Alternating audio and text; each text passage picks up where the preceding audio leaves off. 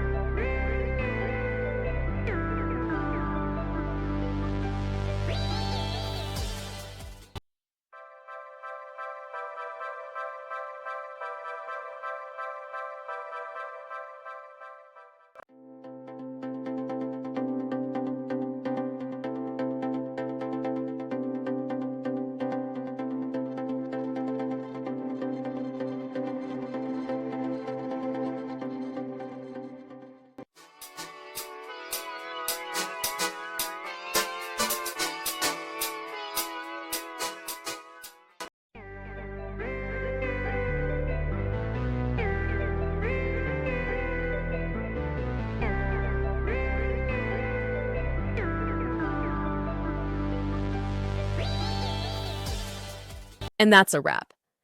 I hope you found the answer you were looking for. If you did, take a second to hit that subscribe button. It really helps out. And let me know in the comments which solution worked best for you. See you next time in the debug zone.